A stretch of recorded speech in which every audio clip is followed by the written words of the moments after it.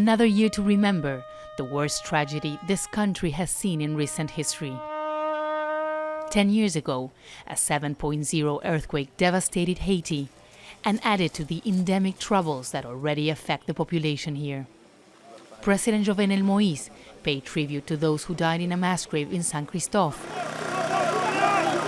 But the ceremony did not last long. The president had to be rushed out when protesters arrived to the scene.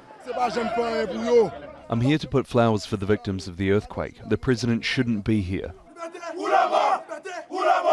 Freedom or death, they chanted at the burial site.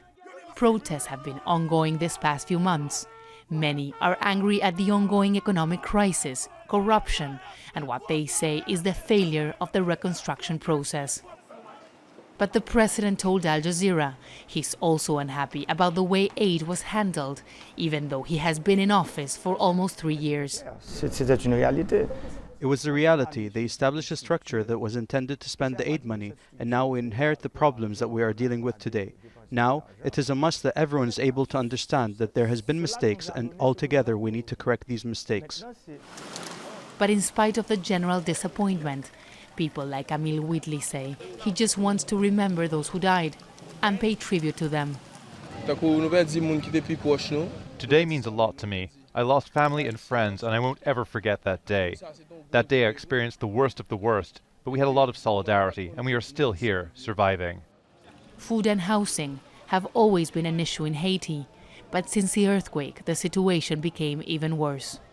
This neighborhood is known as NATIONALE. It was completely destroyed by the earthquake. Most of the buildings that you can see here were rubble. Thousands of people died on January 12, 2010. And as you can see, some of these houses have been rebuilt with the help of the United Nations and other aid organizations, but many of the people we have spoken to say that much more needs to be done.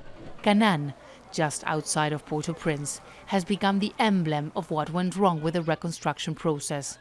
Hundreds of thousands who lost their homes continue to live in dire conditions. Mark SCHULLER says the way the system was set up was wrong. The international aid system treated people like victims, like children that need to be taught how to wash their hands, for example. And their priority needs, housing, jobs, and education, were not met. What they were given was soap and other things that are not needed.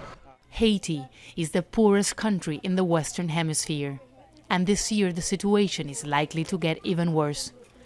The suffering caused by the earthquake is ongoing and has only served to highlight how the Haitian government and the international aid system have failed. Teresa, Al Jazeera, Port-au-Prince.